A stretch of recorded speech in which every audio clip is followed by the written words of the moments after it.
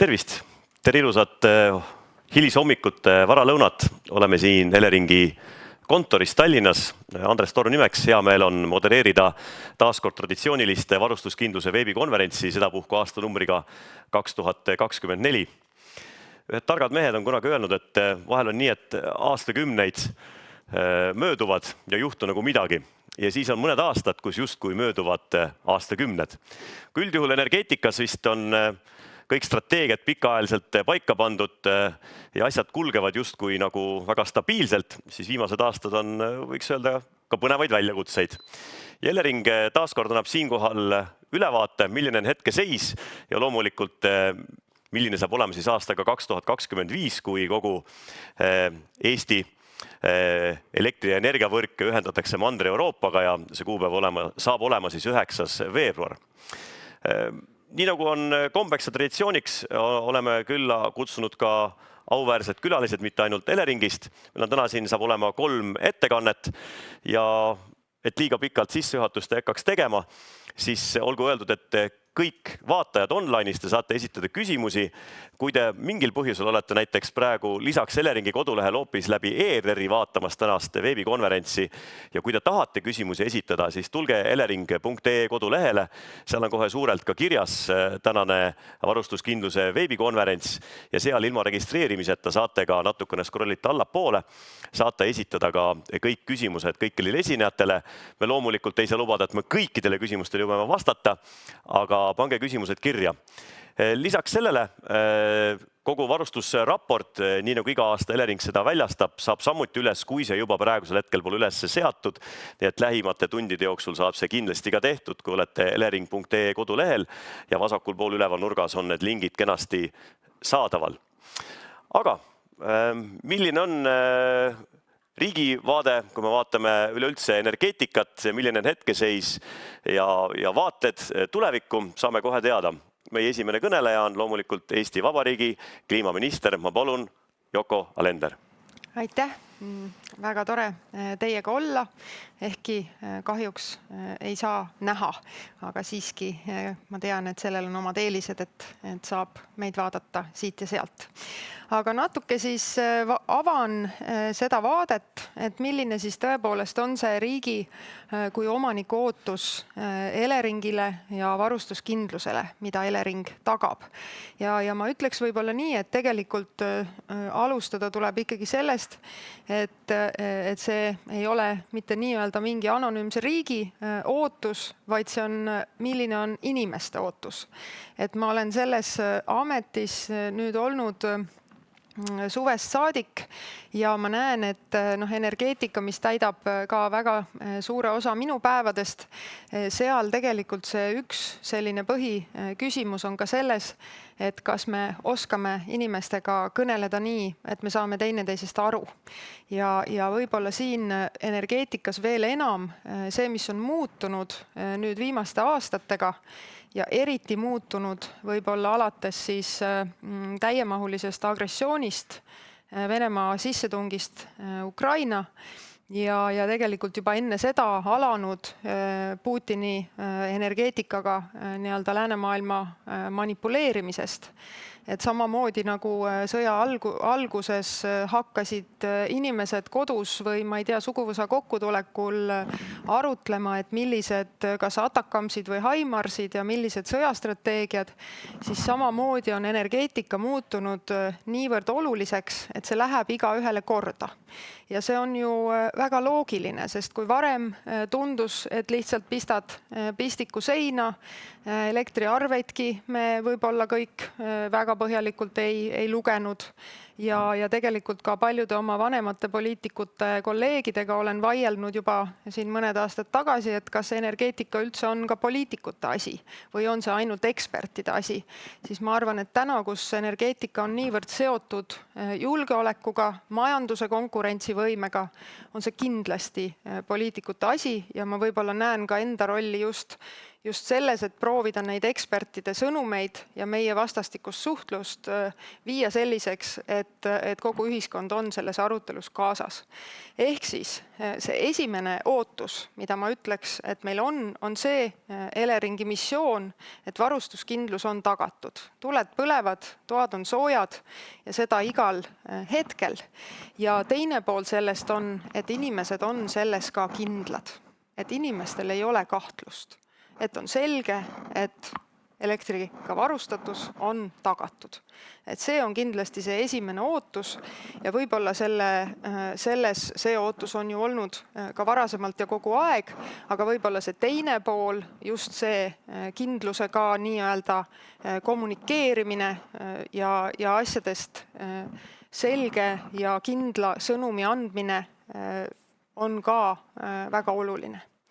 Selles kontekstis võib-olla see nii-öelda sünkroniseerimise protsess, mida on 10 aastat ette valmistatud, kus on Eleringil olnud oma väga kandev roll, on kindlasti nüüd jõudes siis sinna finišisse, kus me siis veebruaris liitume Mandri-Euroopa sagedusalaga. See on olnud suur töö, 10 aastat kestnud töö, Balti riigid ja Poola üheskoos Euroopa väga suurel toel ja tõesti see on samm meie energiajulgeoleku tugevdamiseks, et me ei sõltuks neist, kellest me ei soovi kuidagiviisi sõltuda. Ja ka siin on oluline, et pidevalt on ka Elering kommunikeerinud ja teeb seda ka jätkuvalt, et kõik ettevalmistused on tehtud ja me saame inimestele anda selle kindluse, et energiajulgeolek on tagatud. Järgmiseks punktiks siin jällegi teema, mis ei jäta külmaks mitte kedagi. Ja kui lugeda ka jälgida meediat, siis on näha, et see on ka üks põhiline nii-öelda teema, mis inimesi väga kõnetab ja ka ajakirjanike fookus elektri lõpphinnal. On kindlasti midagi, mis on meie majanduse konkurentsivõime vaatest oluline. On oluline ka iga inimese jaoks, kes kodus oma nii-öelda kulusid ja tulusid planeerib.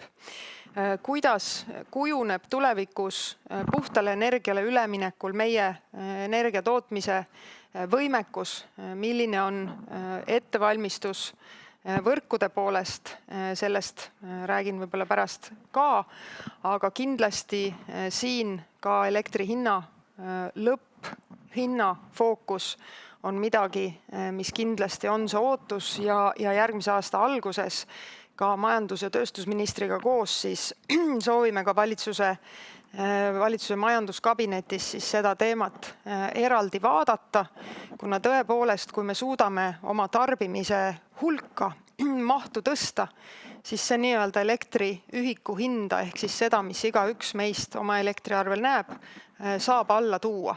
Taastuvenergia puhul elekter ise, tuul ja päike ei maksa midagi, küll aga arenduskulud ja mida suurem on siis see maht, seda odavam saab ühiku hind, aga lisaks loob see võimaluse Eestisse tuua kõrgepalgalisi töökohti, investeeringuid ja see puhta majanduse kasv on kindlasti ka selle valitsuse üks põhilisi prioriteete.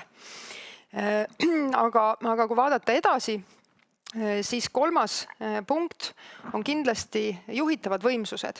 Viimase aja nii-öelda olukord, kus põlevkivielekter üha enam ei pääse turutingimustest turule. Osad katlad on ka oma nii-öelda aja ära elanud, ei ole võib-olla ka ehitatud kunagi selleks, et olla vaid reservkatlad käivitamiseks ainult nii-öelda kriisiolukordades.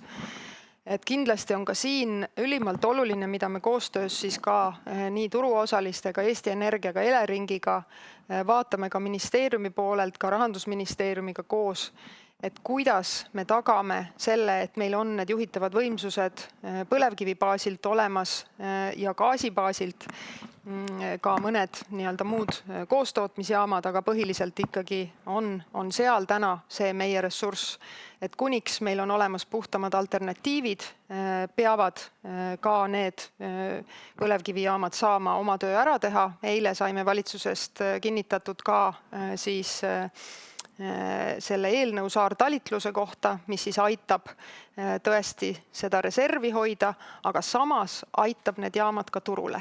Ja ma ütleks, et see võtabki kokku selle kolmanda ootuse, et ka need hanked, mis juba Eleringis on käimas uute juhitavate võimsuste tagamiseks, edaspidi ka meie reservjaam Kiisal, me näeme ikkagi seda, et kui need nii-öelda juhitavad võimsused saavad osaleda turul, siis nad toovad väga hästi alla neid tipuhindasid.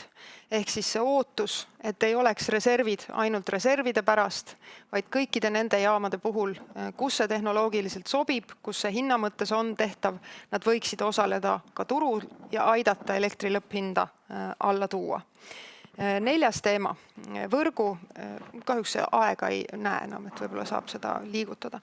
Et põhivõrgu ettearendamine, jällegi eile siis teine eelnõu, mis läbis siis valitsuse protseduurid ja liikus Riigikogu poole, ehk siis selleks, et me täidaksime oma taastuvelekter 100 eesmärgi 6 aasta pärast toota samas mahus taastuvelektrit, kui me siis tarbime, on ülimalt oluline võrgu ettearendamine, liitumistasud, mis olid samas eelnõus, ja ka jaotusvõrk, kes on üks suur klient põhivõrgule, et ka nende vaatest võrgu kasutus üldiselt oleks optimeeritud ja et ka ettevõtjatel oleks siin kindlus, ettenähtavus ja me saaksime need taastuvelektri tootmise võimsused kiiremini turule, mis jällegi tegelikult täidab juba varem mainitud võib-olla ka olulisemat eesmärki siis varustuskindluse kõrval ehk siis lõpphinna allatoomist.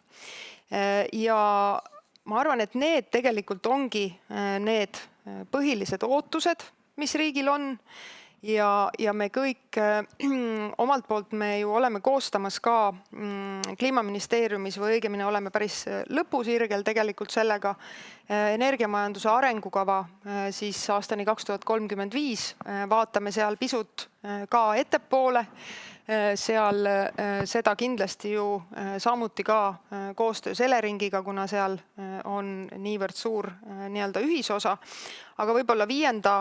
asjana ma veel enne, kui lähen meie nii-öelda ministeeriumi tegude tutvustamise juurde, et 5. teemana kindlasti välisühendused, mis ikkagi me täna näeme, et kuna piirkonnas endiselt tootmisvõimsusi ei ole piisavalt, ja neid tuleb kasvatada, sellega me teeme samuti tööd, aga ka välisühendused, kuna ka risk neile tulenevalt siis geopoliitilisest olukorrast, hübriidsõjast, milles me tegelikult oleme, siis siin nii välisühenduste nii-öelda tuleviku planeerimine, Estlink 3, lisaühendus Lätiga, aga ka selle taristu kaitse on kindlasti see 5. nii-öelda ootuse punkt, mida võib-olla siin ära markeeriks. See on teema, millega tegeleme loomulikult ka Euroopa tasandil. Esmaspäeval on järgmine energeetikanõukogu ja kui vaadatagi laiemat pilti, kus Eesti asub praktiliselt,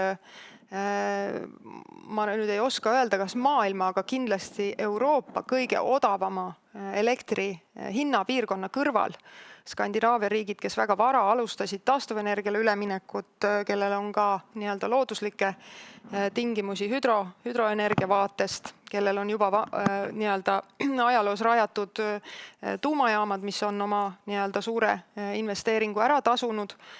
Kindlasti siin kõrval peame meie siis vaatama Balti riikidena, kuidas meie hind kujuneb, millised on need piirkonnad, kellega me konkureerime, aga üldiselt on kogu Euroopa konkurentsivõime huvides, et hinnad Euroopas ühtlustuvad ja seda saavad tagada head riikide vahelised ühendused ja kindlasti Euroopa tasandil selle eest ka seisame, et neid ühendusi Euroopa Liidu poolt aidatakse luua. Nüüd mõned sõnad lõpetuseks ka siis sellest, mida veel omalt poolt Kliimaministeeriumis energeetika valdkonnas lisaks siis võib-olla või ka seotult nende ootustega teeme. Juba mainitud siis energiamajanduse arengukava uuendamine, aga kindlasti tuleb ära mainida, et me liigume ikkagi selgelt selle energiatrilemma nii-öelda kõikides sammastes ehk siis toimepidavus, taskukohasus ja puhtus, et kõik need 3 sammast peavad olema tagatud, nagu ma näen praegust seda rebast, ka tema seisab seal, soorebast, eks ole, seisab seal oma 3 jalal. Et samamoodi ka meie energeetika tulevik ja kindlasti ei saa ühtegi nendest sambast jätta tähelepanuta. On selge, et väga palju fookust läheb toimepidavusele, taskukohasusele, aga kindlasti puhtus ehk siis see 3. keskkonnasääst, see tegelikult taskukohasuse vaatest töötab selle nii-öelda huvides täielikult. Ja seda ka me arvesse võtame, on meil siis nii meretuule kui maismaa tuule toetamise mehhanismide arutelu ka valitsuse tasandil. Kliimaministeerium on eelmise valitsuse suuniste järgi siis taotlenud riigiabiloa Euroopast meretuule toetamiseks 2 teravatt-tunni mahus siis ja valmimise ajaga siis 2033. aasta lõpuks käivitumisega. Nüüd jääb valitsusele üle veel otsustada, kas seda riigiabiluba ka kasutusse võetakse. Oleme kokku leppinud ühe suurema arutelu valitsuskabinetis siis uuel aastal. Et see saab siis olla juba järgmine valitsuse otsus. Samuti maismaa tuule vallast riigimaade RMK kaudu siis taastuvenergia edendamiseks kasutuselevõtt kindlasti koostöös majandus- ja tööstusministriga planeeringute lihtsustamine ka üks eelnõu juba siin Riigikogus menetluses, kus siis täpsemalt sihitakse kaasamisprotsesse, et tõesti kaasatud oleks just need inimesed, keda siis tuuleparkide või päikseparkide arendamine puudutab, samuti kohaliku kasu instrumendi siis täpsustamine, et kohalikul omavalitsusel oleks ka rohkem paindlikkust, kellele siis tuulikutest tekkivat tulu jagada. Ja hea meel on, et tegelikult sel aastal tõesti on saanud ka taastuvenergia Eestis uuesti hoo sisse.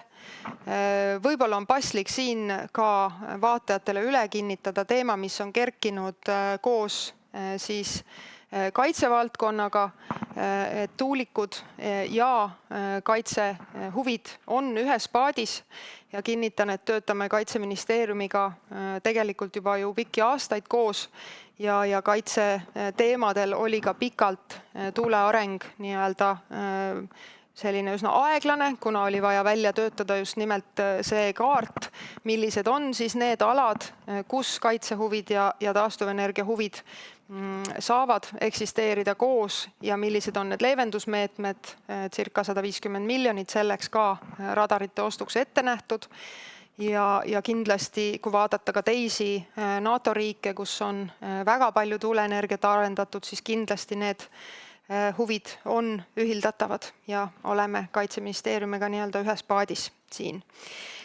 Aga lõpetuseks siis võib-olla kordan üle, et varustuskindlus on tagatud, on see esimene ootus, fookus elektri hinnal, juhitavad võimsused ja nende osalemine turul, et tuua alla tipukoormusi ja võrkude ette arendamine ja taristu kaitse, need sellised 5 valdkonda. Aitäh! Olen valmis vastama ka küsimustele. Ja, aitäh teile, austatud minister, ja küsimusi on. Ma võib-olla avaks ühe suure pildi küsimusega kohe. Kui vaadata väga suurt pilti maailma vaates, siis ju Ameerika presidendi valimised. Üks põhisõnum, mida Trump ütles, et ta tahab energiakulud alla viia, see viib ka loodetavasti inflatsiooni ja hinnad alla. Ja tema teadupärast ütleb, et peaasi, et saab hinnad alla, saab majanduse käima. Tema jaoks ei ole väga tähtis, kas see energia on puhas või mitte. Küsimus selline, kas need muutused Ameerikas võiksid ka muuta, vaadates, kui palju BRICS ühendus hakkab maailmas nii-öelda ka oma mõjusust suurendama, et kas ei pane natukene meie strateegiat muutma, et kas me peame ilmtingimata sinna kliimaneutraalsuse taastuvenergia puhul jõudma nüüd 6 aastaga, et kas ei ole pannud natukene plaane kui ümber hindama või see on veel liiga lühike aeg, et seda teha? No, kliimaneutraalsuse eesmärgi Euroopas me oleme kokku leppinud aastaks 2050. Et sinna on ikkagi veel palju aastaid aega ja sinna on vaja pikk pikk tee käia. See, mis on meie eesmärk elektrivaldkonnas, on siis Riigikogu poolt kinnitatud eesmärk taastuvelekter 100. See tähendab seda, et tõesti 6 aasta pärast me oleme suutelised kasvatama taastuvelektri tootmisvõimsusi sellise määrani, et me suudame samas mahus toota Eestis elektrit taastuvatest allikatest, kui me aastas tarbime. See loomulikult ei tähenda seda, et kogu tarbitav elekter on pärit taastuvatest allikatest. See tähendab seda mahtu, sest et seda saab ka salvestada, seda saab ka eksportida. Et see on nagu oluline märkida.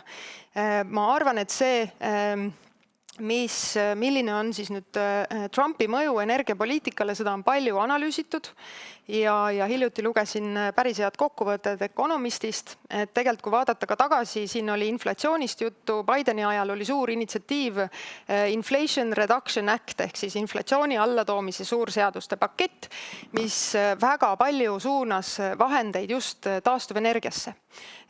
Seal on ikkagi juttu miljarditest ja ühesõnaga väga suur osa sellest rahast tegelikult läks osariikidesse, kus Trump oli edukas. Ja see kokkuvõte on põhimõtteliselt selline, et kuna taastuvenergia on kõige odavam energia, siis siin on majanduse pool, ettevõtjad ja pangad on juba selle nii-öelda valiku langetanud, nad soovivadki kõige odavamat elektrit. Ehk siis kindlasti kuidagi ei saa seda poliitikute poolt kuidagi nagu peatada seda arengut. Aga samas Bideni ajal kasvas oluliselt ka fossiilne pool. Et selles mõttes see, et täna me veel oleme sõltuvad fossiilsetest energiakandjatest, on fakt. Ja nii on ka Eestis, täpselt nagu ma kirjeldasin siin juhitavate võimsuste puhul seda rolli. Aga oluline on ette teada, milliste sammudega me liigume, milliste sammudega me suudame liikuda. Ja see on ka Eesti puhul täpselt see põhjus, miks on koostamisel või koostatud kliimakindla majanduse seadus, et meil oleks realistlik plaan, et ettevõtjad teaksid, millise hooga kuhu investeerida. Et see on see, et parem on liikuda plaani järgi, kui lihtsalt vaadata, mis saab, eks ole. Selge. Küsimus ka siit Slido keskkonnast, kuhu saab küsimusi esitada Eleringi kodulehel siis otse ülekande all. Avalik arutelu on korduvalt küsinud riigipoolset energeetikastrateegiat. Kas on midagi puudu? Kas ENMAK ja antud aruanne on ikka piisav? Mis aruanne see esimene, vabandust, ma ei... No vot, ENMAK. ENMAK-i kohta oli küsimus, et kas on piisav? Teate, ma arvan, et me oleme ENMAK-iga nüüd viimase 4 kuu jooksul teinud kõvasti tööd just sellest vaatest, et meil on ikkagi vaja ka ENMAK-is mitte lihtsalt kirjeldada ära kõiki võimalusi, vaid teha ka mingid valikuid. Et millised on siis meie nii-öelda sammud, jällegi see etteprognoositavus. Et meil oli siin kohtumine ka turuosalistega siin 1 kuu või 2 tagasi ja tõesti ka see kommunikatsiooni selgus. Et kus me siis vaatame nii-öelda, kus me oleme täna 24 aastal, kus me oleme 30., 35. sealt edasi, eks ole, peale 35. läheb see rohkem võib-olla sellisesse visioonitasemesse, aga siiski ka seal ja võib-olla üks roll, mis veel välja tuua, et see energiatarbimise prognoosimine. Võib-olla see on üks niisugune võtmekoht, kus Elering saab ikkagi ka väga palju ära teha, et Eleringi prognoos teatavasti on selline, võib öelda konservatiivne, võib öelda väga nagu sellisel olemasoleval tarbimisel põhinev, et siin kindlasti on erinevaid analüüse, on Majandus- ja Kommunikatsiooniministeeriumil oma siis nii-öelda soov, et kui palju me suudame tuua siia uut tööstust, energiamahukat tööstust, et võib-olla see selline ja üldse selline see modelleerimise olulisus energeetikas nii tarbimise poole pealt, tarbimise mahu poole pealt, kui ka siis elektri lõpphinna poole pealt, et see on kindlasti midagi, mida need võimekused me üheskoos saame neid parandada. Et Kliimaministeeriumis meil energeetika osakonnas on ikkagi töötajaid vist enam-vähem 2 käe sõrmedel üles lugeda, aga tegelikult energeetikas ju me saamegi asju teha ainult koos. Et neid, ma loodan, et palju nendest, kellega koos me seda kõike siin teeme, on ka kuulajate hulgas, et võib-olla see parem suhtlus, selgem suhtlus, julgus otsustada on need asjad, mis ENMAK-is peavad olema olemas ja mida me kõik siis saame ka oma nii-öelda sõpradele, sugulastele rääkida sünnipäevalauas, kui küsitakse. No äkki siis küsime ka niisuguse väga konkreetse, kus saab hinde anda. küsimuse. Et varustuskindlus on meil riski all, aga kui hästi siis täidab teie vaatevinklist Elering omaniku ootust hinna ja kliima osas? Siin ongi küsitud, et kui saaks hinnangu anda 10 punkti skaalal. No eks Elering opereerib täna nende varadega ja selles reaalsuses, mis talle on ajaloost kaasa tulnud. Et ma küll siin julgeks öelda, et kui tahaks kaevuda minevikku ja öelda, et küll oleks kõik palju kergem ja lihtsam ja puhtam ja odavam, kui mõned meie eelkäijad oleks teinud teistsuguseid otsuseid, aga see vii meid edasi. Et ma arvan, et tegelikult täna on ju kindel, et energiajulgeolek on tagatud, varustuskindlus on olemas, ka Eesti energiajaamad saavad keskkonnanõudeid täites oma töö ära teha ja meile pakkuda juhitavat võimsust, aidata ka tipuhindu alla tuua, et tegelikult mis hindeid me siin paneme, et üldiselt tuleb lihtsalt tööd teha edasi. Nii et jääme diplomaatiliselt, jah? Jääme diplomaatiliseks. Aga energiajulgeolek on tagatud ja varustuskindlus on tagatud, nii et ei olegi midagi öelda halb. Järelikult siis vähemalt 7, ma saan aru, jah. Ma ei taha sõnu suhu panna, aga ma saan aru, et kui eksameid ju kuskil teed, siis järelikult ju alla selle nagu ei saaks. Küsimus. Enne küsisime sellist väga suurt pilti, siis nüüd võib-olla natukene piirkonnaalane küsimus, et kas ja kui palju meie riigipoolne energeetikastrateegia peaks arvestama ka naabrite strateegiad ja arenguid? No väga palju tegelikult, sellepärast, et kui me vaatame, jällegi siin me oleme nagu piiri peal, eks ole, piiririik on üks hea raamat, eks ole, et meil on üleval seesama soodne, tõesti kõige soodsam hinnapiirkond, eks ole, ega meil endal ka siin see lõpphind Euroopa vaates on täiesti ju konkurentsivõimeline, et siin viimastel aastatel 7.–9. koht. Aga vaadates ikkagi neid investeeringuid, mida on tarvis teha, kindlasti siin peab vaatama Baltikumi koos ja me tegelikult, ma ütleks, kas või oma selle lühikese kogemuse põhjalt teeme üha rohkem koostööd ka Läti-Leeduga sünkroniseerimise teemal, eriti tihedalt loomulikult Poolaga samamoodi, aga ka edaspidi siin on ju ka arutelusid nii-öelda lisaühendustest nii põhja poole kui Läti poole. Samuti on lausa olnud juttu ühisest hinnapiirkonna kujundamisest, aga kindlasti me ei ole veel sealmaal, aga kindlasti ja ka tegelikult ka neid samasid juhitavate võimsuste reservi tagamist ju arvutatakse ka koos lähiümbruskonna ja ühendustega. Selge. Räägime veel võib-olla riigi plaanidest alternatiivsete kütuste toetamise osas, et arvestades, et varustuskindluse tagamiseks on vaja juhitavaid võimsusi rajada ja samas soovib riik siis 2040. aastaks lõpetada fossiilse gaasi kasutamise. Küsimus on, et kas ja kuidas riik plaanib toetada alternatiivsetele kütustele taastuvgaasid, vesinik üleminekut?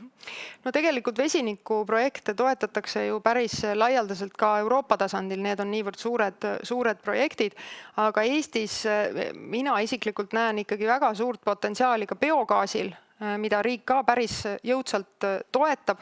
Täna läheb biogaas eelkõige transporti, oma tarbeks vist Estonian Cell minu teada kasutab ka muul moel, aga ma arvan kindlasti, et see, et meie juhitavad võimsused tulevikus paiknevad hajusamalt, on võib-olla ka väiksemates ühikutes paindlikumalt kasutatavad biogaas kindlasti ka põllumajanduse jaoks heite alla toomiseks täiesti ringne mudel kindlasti tuleb toetada ka edaspidi. Küsin siin, näen, et on ka laike saanud juurde, ehk siis küsimusi saab siin, kui tunnete, et see kõnetab rohkem inimesi, et olete rääkinud siin koostööst ja et olete kohtunud turuosalistega ENMAK arutelude käigus, aga WEC VEC-konverentsil kahjuks Estonian Celliga ütlesite, et neid ei ole kaasatud, et suurim kui suurim tarbija. Estonian Cell oli kohal seal. Kindel või? Jah. Ma ei tea, küsimus muidugi väidab, et... Siiri Lahe istus, Kalle Kilk saab võib-olla kinnitada, et... Oli kohal? No selge. Ja Siiri Lahega muidugi Estonian Celliga olen kohtunud ka lihtsalt üks-ühele, et... Okay. No selge, siis on see küsimus ka vastuse saanud. Küsimus veel. Vaatame siin, mis on veel... Millal Eesti esitab Euroopa Komisjonile lõpliku riikliku energia- ja kliimakava?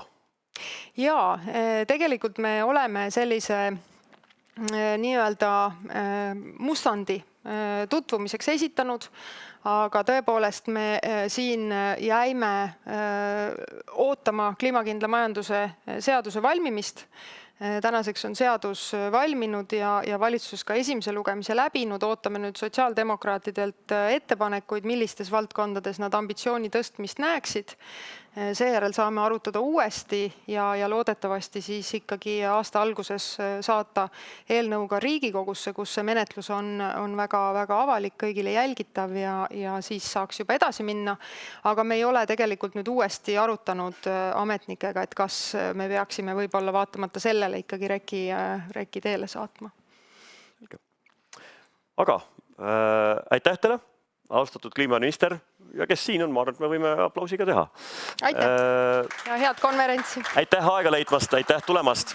Edu kõikides projektides ja leidmaks ühist keelt ja ühist mõistmist kõikide osapooltega. Aga meie liigume edasi.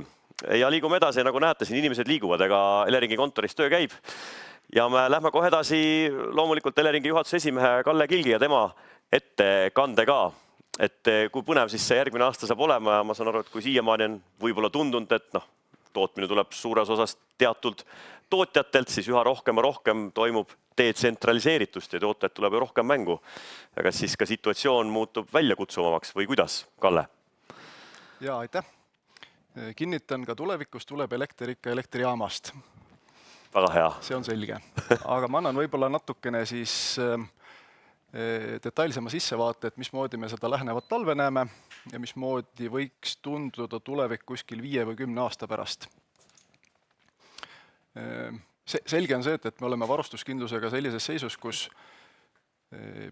kunagi väga ammu tehtud asjad hakkavad tasapisi vanaduspensionile minema ja me oleme olukorras, kus me peame tegema mingisugused täiendavaid samme. Mida see meile käesolevat talve mõttes tähendab? Me oleme koos oma naaber põhivõrkudega hinnanud seda ja nagu siin enne saigi mainitud, et tegelikult ei ole võimalik hinnata ühegi riigi seisu isoleerituna, et elektrisüsteemid toimivad ühendatud anumate põhimõttel, kui kuskil meiega ühendatud anumas on suured probleemid, siis võivad need probleemid meieni kanduda ja täpselt vastupidi ka. Ja sellepärast me hindamegi kogu regiooni terviklikku vaadet. Ja selle aasta talve vaates meil on umbes selline kindlus tulnud koos oma partneritega, et ligikaudu see nii-öelda situatsiooni kindlus või ütleme kriisikindlus või valmisolek sündmusteks on umbes sama nagu eelmisel aastal. Ehk siis me näeme, et ümberringi olevad reservid, igasugused hüdroreservid, mahutid, mis hoiavad endas gaasi, nad on samal täituvusastmel, et meil ei ole põhjust näha seda, et kuskil energia puudujääki tekiks süstemaatiliselt. Ja isegi võib-olla on siin hea välja tuua, et Eestis endas, kuigi väga palju ajaliselt meil kohalikud elektrijaamad ütleme, töötunde ei saa täna just sellepärast, et nad baseeruvad fossiilsetel ja mitte eriti turukonkurentsis olevatel kütustel, siis tegelikult need jaamad on olemas ja nendel hetkedel, kui need tegelikult vaja on, nad töötavad. Et väga hea näide on kas või eilne päev, kui tegelikult Eesti ju tootis isegi rohkem elektrit, kui meil koha peal tarbiti, et me isegi eksportisime just tänu sellele, et elektrihinnad olid piisavalt kõrgelt selleks. Ehk meil on elektrijaamasid Eestis piisavalt, kui need on vaja käima panna, siis need käima pannakse. Asi, mille poolest nüüd eelseisev talv erineb eelmisest, on see, et me siis teeme ära sellise pikalt ette planeeritud hüppe, arenguhüppe energiajulgeolekus, ehk siis, et olles liitunud NATO ja Euroopa Liiduga juba tükk aega tagasi, siis nüüd umbes samasuguse märgilisusega sammu me teeme energeetikas. Ja siis alates 9. veebruarist me saame ametlikult visata maha siis endise halb sõna, ütleme niimoodi, et Nõukogude Liidust pärit meeskonna särgi ja tõmbame endale selga siis Kesk-Euroopa särgi. Et nagu öeldud, energeetika on meeskonnamäng ja meil on oluline, et millise meeskonnaga koos me energiajulgeolekut tagame.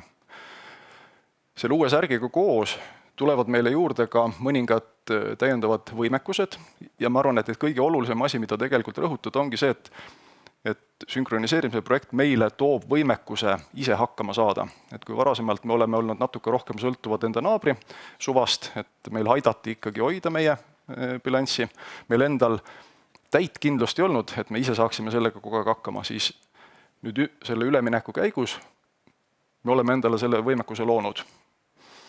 Ja tehniliselt tähendab see lihtsalt seda, et me hakkame hoidma rohkem igasuguseid reserve, oleme valmis hästi kiireks reageerimiseks ja oleme valmis ka selleks, et suvalisel hetkel tulevikus Baltikum võib töötada isegi Kesk-Euroopaga mitte ühendatuna saarena. Kogu selle projekti tulemusena võib küll öelda, et on minimaalne mõju hinnale, selles mõttes, et kuna me hakkamegi neid uusi reservide hoidmise teenuseid kohapeal asuvatelt teenusepakkujatelt ostma, siis sellega kaasneb ka see, et kuna need ärivõimalused teenusepakkujatele tekivad, siis see loob motivatsiooni uutel pakkujatel ka turule tulemiseks.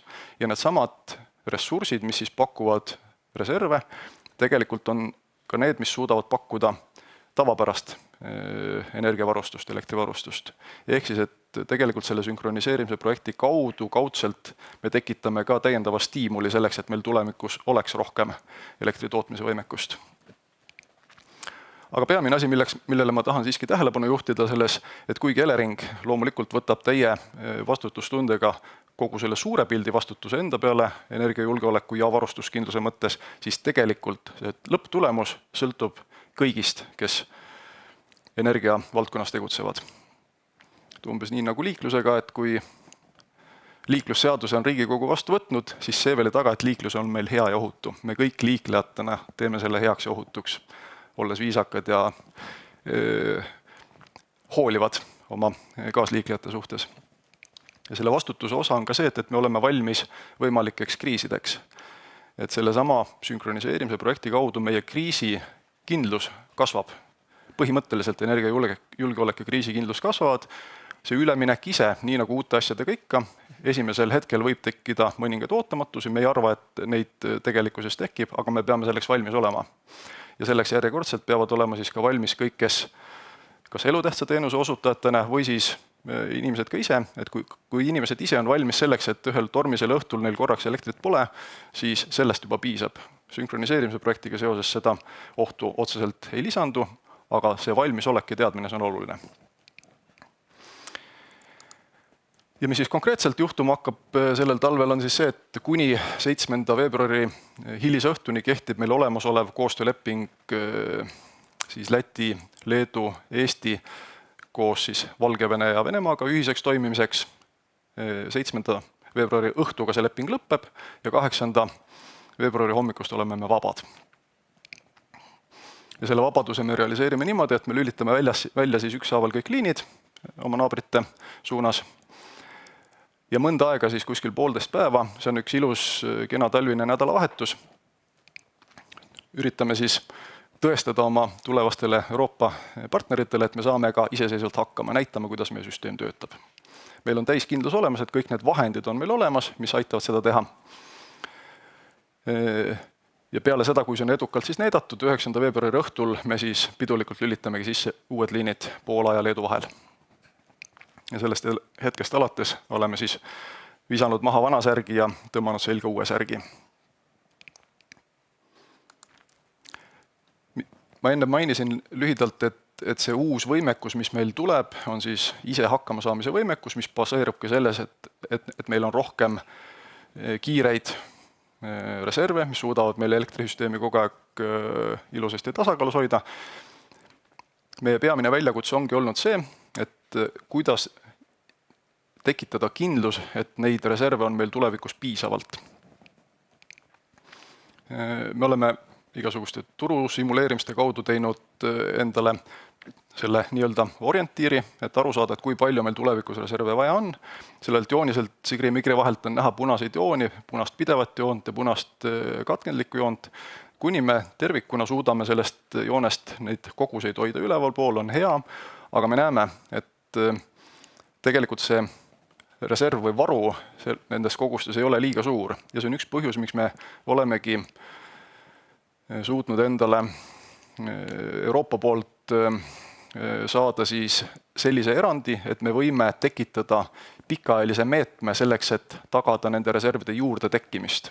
Et üldjuhul tavaline on see, et reserve ostetakse päev ette ja see ei pruugi tagada kindlust selleks, et need reservipakkujad oma äriplaani ellu viiksid ja mingisuguse uue kas elektrijaama või salvestusseadme siis ehitaksid.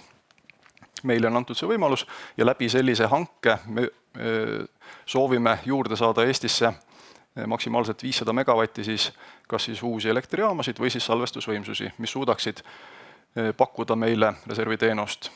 Ja selle asja juures on geniaalne see, et nad suudavad lisaks reservidele tegelikult pakkuda ka tavalist varustuskindlust.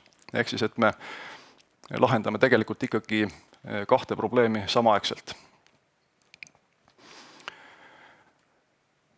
Ja seda on oluline arvesse võtta mu hilisema jutu juures, kus ma räägin siis natuke sellest pikemast plaanist.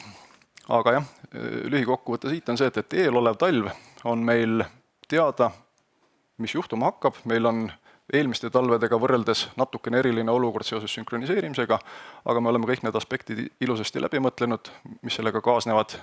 Kõik kriisistsenaariumid on ilusasti kaardistatud ja kui need tekivad, siis me teame, kuidas nendega hakkama saada. Nii, aga nüüd jooksen kohe kiiresti selle pika plaani juurde, kuna energeetikas kahjuks tulevik tuleb alati väga kiiresti. Ja see tulevik, kuhu poole me enda pilgud oleme suunanud, nagu siin lugupeetud ministri jutust tegelikult välja oli lugeda, see baseerub 3 jalal. 3 jalal, mille vahel põhimõtteliselt tuleb leida tasakaal niimoodi, et see, mis iganes nende 3 jala peal seisab, püsiks ilusasti püsti. Ja see energeetika trilemma, varustuskindluse, keskkonnasäästlikkuse ja taskukohasuse vahel ongi see, mille vastu me peame hindama, kas tulevikuplaan on piisavalt hea. Ja me näeme, et selle keskkonnasäästlikkuse poolega peamiselt, vähemalt Eesti konteksti elektritootmises tegelevad siis uued päikese- ja tuule elektrijaamad. Ja neid peab juurde tulema Eesti süsteemi päris palju. Ja nüüd tekibki sinna kohe kõrvale küsimus, et hästi, aga mis juhtub sel juhul varustuskindlusega, sest me ju kõik saame aru, et selle sama trilemma raames, kui sa liiga palju liigud ühe või teise äärmuse poole, siis kannatavad need teised äärmused. Et me peame suutma kuhugi sinna vahele ennast positsioneerida. Ja on selge, et varustuskindluse tagamiseks muutliku iseloomuga uute elektrijaamade puhul tuleb teha ka pingutus. Ja see ongi see, miks on tegelikult pilti väga palju tulnud vajadus juhitavate elektrijaamade järele. Ja need samad juhitavad elektrijaamad, mis vanadel headel aegadel Eestis peamiselt olid siis põlevkivipõhised.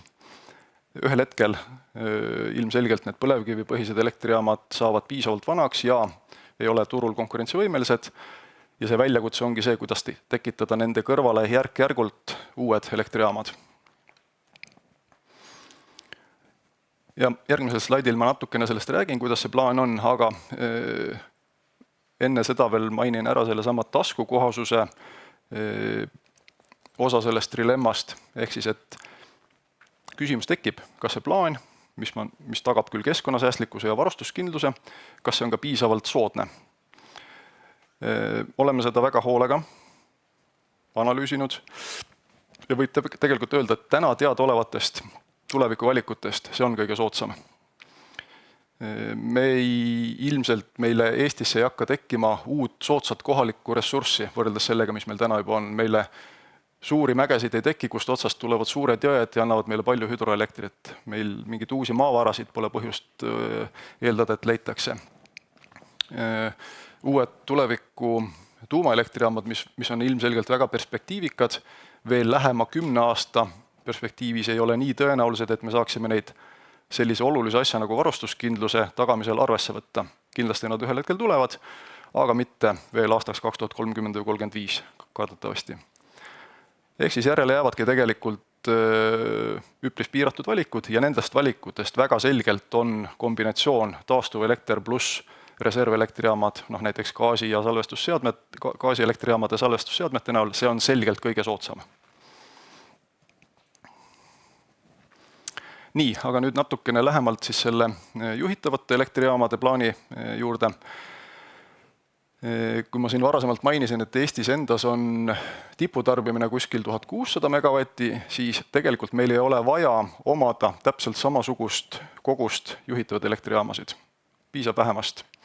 Et me võime selle küll endale eesmärgiks võtta, aga see osutub tõenäoliselt liiga kalliks, kuna sellist olukorda, kus tingimata oleks vaja ainult Eestis endas kohapeal asuvate elektrijaamadega kõik elektrivajadus katta, see on äärmiselt ebatõenäoline. Ja nende mõne üksiku tunni pärast tulevikus pole mõistlik neid jaamasid ehitada. Piisab esialgu kuskil 1000 megavatist, siin 10 aasta perspektiivis 1200 megavatist. Ja plaan on tegelikult hästi lihtne. Olemasolevad elektrijaamad, mida tegelikult on oluliselt rohkem kui 1000 megavatti kokku, neid tuleb hoida kasutusvõimelisena vähemalt nii kaua, kuni asemele tekib uus elektrijaam. Ja täna on meil Enefit Poweriga see plaan läbi räägitud.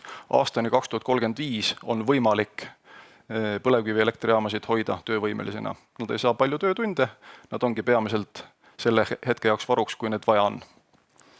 Ja nüüd paralleelselt sellest samast pikaajalise reservide hankest, mida ma mainisin, on lootus saada kuni 500 megavatti uusi elektrijaamasid ja salvestusseadmeid. Ja juhul, kui see plaan läheb selliselt läbi, et tuleb tõesti 500 megavatti, siis ongi meil lähemaks 10 aastaks suhteliselt hea kindlus olemas. Juhul, kui plaan ei lähe nii hästi, siis tuleb hoida vähemalt 2035. aastani alles põlevkivijaamasid natuke suuremas määras ja tuleb tekitada täiendav meede selleks, et siis need puudu jäävad megavatid hankida läbi mingisuguse teise stiimuli.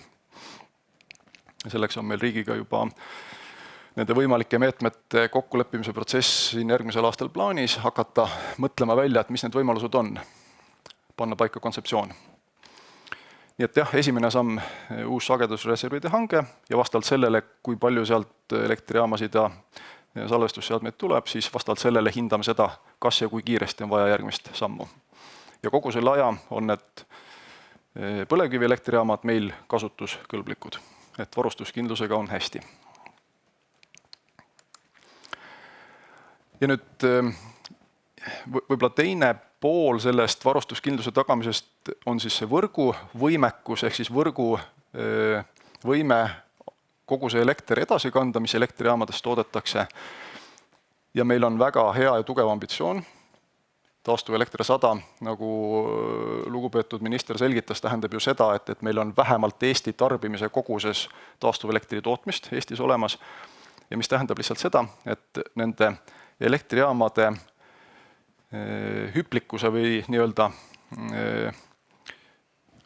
mitte stabiilse iseloomu tõttu tuleb neid võimsuse järgi panna ikka kuskil 2,5–3 korda rohkem kui keskmine, mis eeldab nendest energiana kätte saada.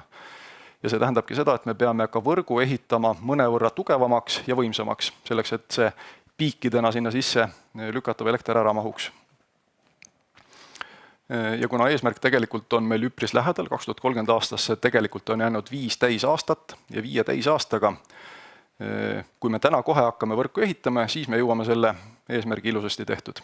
Kui me jääksime ootama seda, millal need elektrijaamade omanikud tulevad meie juurde liitumistaotlusega, et olge nii kenad, ehitage mulle siia ja siia liitumispunkt, siis me jääme lootusetult hiljaks selle eesmärgiga. Ja see on ka väga oluline, miks siin väga hea uudis oli, et eile vähemalt valitsusest läks see kontseptsiooni muutmise seaduseelnõu ilusasti Riigikogu poole teele, et meil tekib võimalus hakata seda võrku ette arendama. Ma tahan tänada kõiki, kes on selle kontseptsiooni nii väljatöötamisel kui ka seadusesse vormimisel abiks olnud, et see on väga oluline töö ja see on väga hea, et seda on suudetud selgitada osapooltele, et sellega on kiire. Ja loodame, et see ka siit edasi läheb täpselt sama sujuvalt ja sel juhul Elering põhimõtteliselt oma uue arengukava, mis siis võtabki selle eesmärgi, et me üritame ette prognoosida, kuhu taastuvelektrijaamad tulevikus tulevad.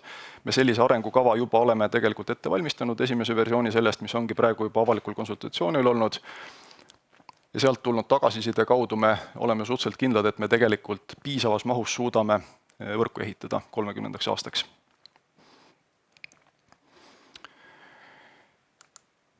Aga kolmas fookus, mis meil tegelikult on lähema 5 aasta perspektiivis, pole mingit küsimust selle kohta, et me oleme olnud ajalooliselt kogu aeg valmis sellisteks tavapärasteks intsidentideks. Et elektrisüsteem on alati planeeritud väikese ülekattega, kui juhtub üks rike süsteemis, lõpptarbija ei pane tähelegi, kui juhtub 2 või 3, võib-olla juba on natukene kriitilisem, aga süsteem vähemalt ei kustu.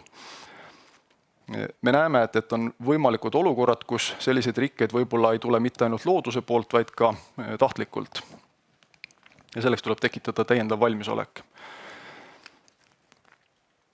Ei ole kindlasti võimalik kogu seda üle Eesti ja üle merealade laial olevat taristut tervikuna kaitsta.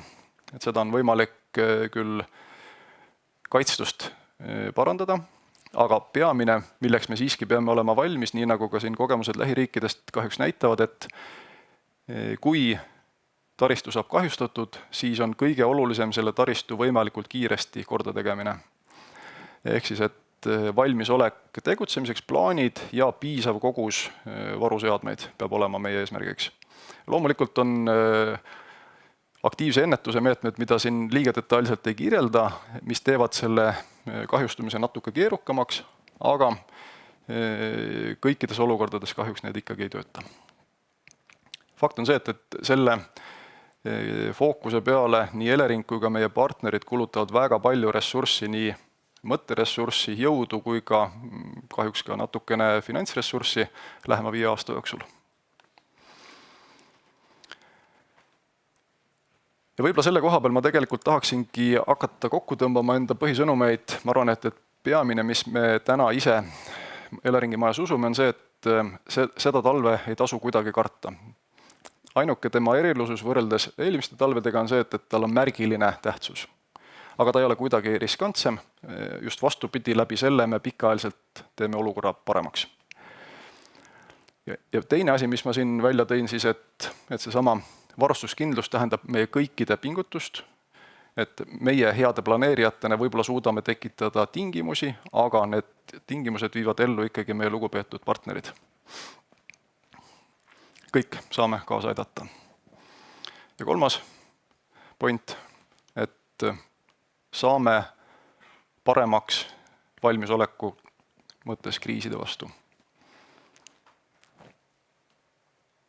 Nii, aga sellega ma enda poolt lühikese ülevaate selle aasta varustuskindluse raportist lõpetan. See raport on minu andmetel juba uurimiseks ja puurimiseks üle. Mul 134 lehekülge väga tihedat infot. Kõik, kes tahavad sealt saada endale kindlust, et asjad on täpselt nii hästi, nagu nad on, saavad selle kindluse kätte. Jaa, aitäh, Kalle. Ma asume siis kohe ka küsimuste juurde. Ma nüüd ei tea, kas kohe on õige teile see adresseerida, aga me oleme siin rääkinud, et kui kõik on ühenduses, oleme suuremast osa pildist Euroopa energiaturust, aga eile tuli Norralt selline väljaütlemine, ma vaatan, et see küsimus on saanud siin väga muutunud ka populaarseks, et Norra väidab, et nad ei taha enam odavat energiat välja jagada. Oled sa selle uudisega kursis ja oskad sa midagi omalt poolt kommenteerida? Ma arvan, väga oluline on aru saada sellest, et energiasüsteemid tervikuna toimivad natukene ka usalduse baasilt, et sellised sõnumid kahtlemata häirivad. Et meie süsteem tervikuna ja turg tervikuna toimib hästi siis, kui ollakse koos nii heas kui halvas. Et see ei saa olla cherry picking. Et ma sügavalt loodan, et tegemist on peamiselt niisuguse kontekstist kuidagi välja kujunenud kergelt ülereageeringuga. Selge.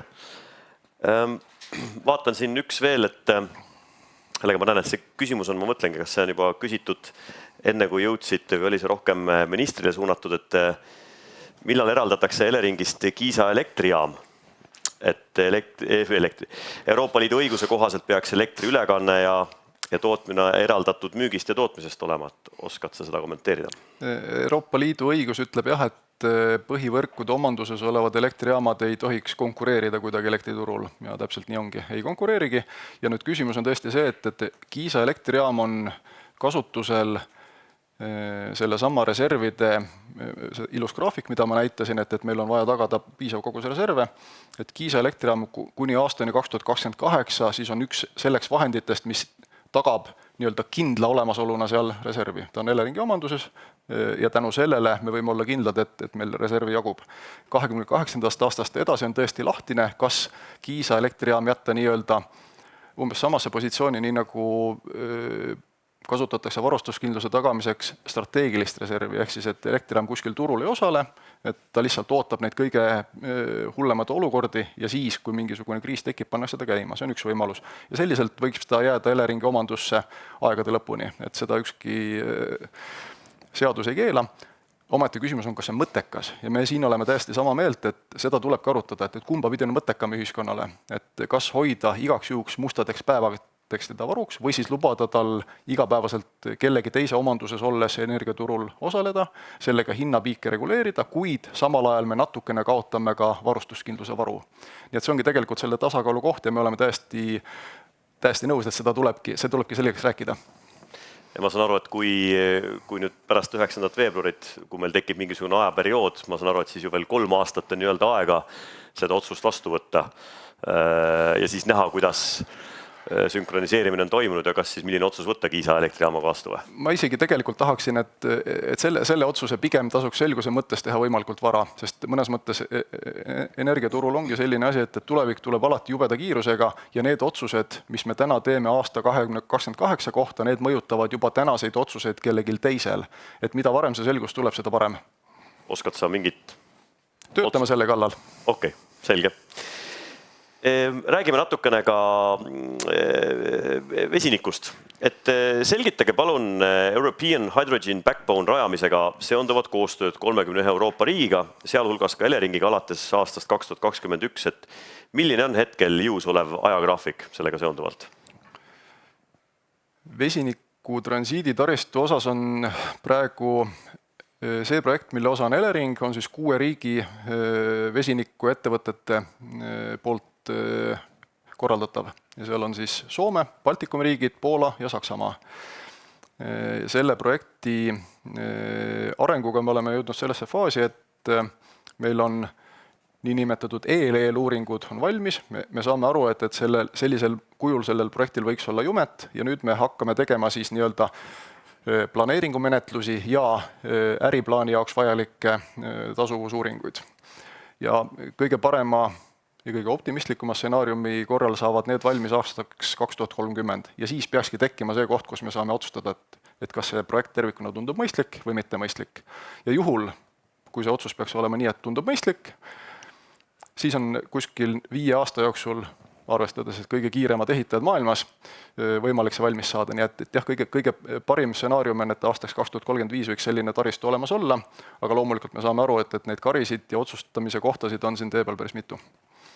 Selge. Kuna meil on siin hiljem tulemas ka, see siit juba läks järgmiseks. Nii, ma võtan korra siit lahti. Küsimus järgmine. Milliseid uusi ärivõimalusi annab sünkroniseerimine Mandri-Euroopa sagedusalaga? Kui annab? Peamine võimalus äri arendamiseks on ta just seotud nende samade Baltikumi riikide selliste seadmete omanikele, kellel on võimekus pakkuda reservi. Need tavaliselt on sellised seadmed, mis suudavad pakkuda ka elektriturule mingisuguseid teenuseid, kas siis lühiaegsed teenused nagu salvestid või siis pikemat teenust, nii nagu tavalised elektrijaamad. Ja peamiselt see ongi, et ta tekitab nendele võimaluse täiendavat raha teenida ja läbi selle, mis iganes äriplaan neil on, kogu see nii-öelda pilt kokku saada, et kui nad ka praegu vaatasid, et muidu teeks midagi, ehitaks uue mingi asja, aga tead natukene puudu, siis võib-olla täpselt see ongi see natuke, mis puudu jäi seni. Selge. Eelmine küsimus, mis tahtsin küsida, kuna meil on siin ka ettekanne Soomest tulemas, siis küsimus selline. Soomes on sel aastal olnud üle 700 negatiivsete hindadega tunni. See number tõenäoliselt suureneb. Kas ikkagi tänane elektrituru mudel on jätkusuutlik?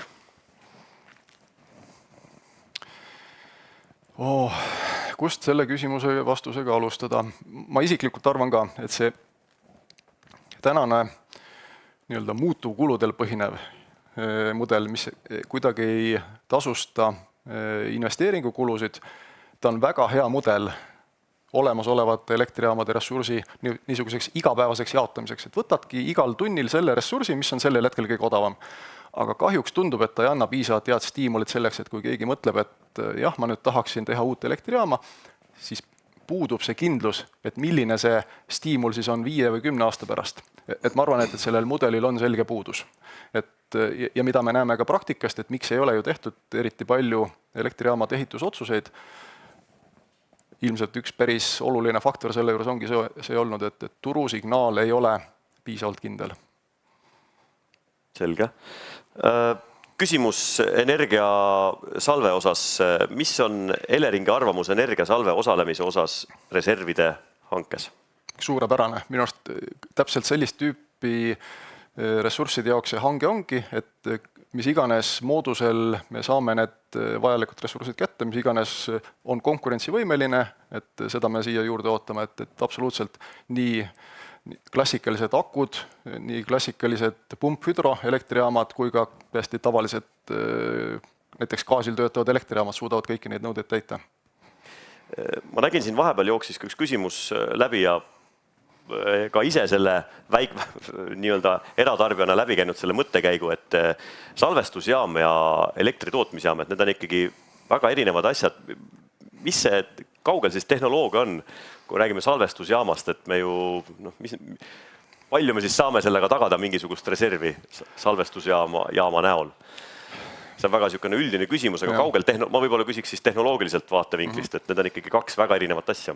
Ütleme niimoodi, et täna on küsimus puhtalt tasuvuses, et kui me räägime näiteks akudest, mingisuguses keemilises mooduses korraks elektri salvestamine, siis see üldiselt ei ole tasuv väga pikkadeks perioodideks, et ei ole mõeldav, et on nii suured akud, et sa terve talvevaru sinna sisse paned. Ja tehnoloogiline piirang ongi see, mis sinna ette paneb, et suure tõenäosusega täna veel tootearendus sinna jõudnud ei ole ja pole just väga suurt tõenäosust, et ka see akumajandus nii kaugele jõuab, et tekitada selliseid pikaajaliseid salvestusi. Ja pikaajalisel salvestusel ikkagi peab see olema mingisuguses teises vormis. Nagu siin tegelikult täiesti realistlik on ju mingisugusesse teise vormi see energia panna, näiteks vesiniku kujule, näiteks mingisuguse e-kütuse kujule. Ja seda on juba oluliselt lihtsam kuskil pütis või vaadis salvestada ja siis mingil hetkel sellest jälle elektrit teha. Et seal on küsimus samamoodi, et kas see ka piisavalt rahaliselt mõistlik on tänasel hetkel. Ja ma arvan, et selles valdkonnas tuleb kõvasti arendustegevust teha, et teha need tehnoloogiad kõik tasuvaks. Selge. Võib-olla lõpetuseks lõpetame siis trilemma küsimusega. Ja ka ministrile esitati siin palju kuidas hindeid võiks panna, ta jäi diplomaatiliseks, et ma küsiks siis trilemmast lähtuvalt, et kuidas ise näed varustuskindlus, hind, keskkonnasäästlikkus, mis hinna annaksid praegusel hetkel seisule Eesti energiaturul, kuidas me oleme siin, kuhu me võiksime liikuda, kuidas hindaksid seda trilemmat? Ma olen ka parimatelt õppinud vastutusest kõrvale hiilima, et hinde andmisest ma sellel juhul loobun, aga ma võib-olla viitaksin World Energy Councili raportile, mis ju tal on seal üle 100 riigi, kui ma õigesti mäletan selles valikus, keda nad omavahel hindavad ja seal on Eesti tegelikult esikümnes. Ja ma arvan, et see iseenesest juba näitab, et meil ei ole asjad sugugi nii halvad, kui mõnikord nagu tundub. Päris paljud asjadega elus on nii, et selleks tuleb korraks kuskil mujal ära käia, et aru saada, et meil tegelikult ei olegi väga hull. Selge. Ma arvan, et sellega on Kalle hea lõpetada, et olukord ei olegi nii hull. Aga nagu me aru saame, vahetult enne sõbrapäeva nädalavahetust pimedat ja külma ei pea kartma, kuigi ma arvan, et sõbrapäeval võib-olla see polekski nii hull. Aga aitäh, Kalle Kilk, teeme aplausi ka loomulikult, kes siin on. Ja edu ka erinevate intervjuude andmisel. Muide, head vaatajad, kõik tänane veebikonverents, kes on liitunud meiega jooksvalt, siis nii ministri kui ka Eleringi juhatuse esimehe ettekanne jäävad salvestusel üles. Kohe, kui siin ülekanne lõpeb, tänase päeva jooksul jääb kogu veebikonverentsi, varustuskindluse veebikonverentsi salvestus ka siia samale Eleringi lehele. Ja nagu öeldud, värska raportiga saab juba tuttuda ka Eleringi lehel. Kui vaatate praegu Eleringi kodulehel seda varustuskindluse veebikonverentsi, siis vasakul üleval nurgast näete seal ka, et uus raport peaks olema juba lisatud.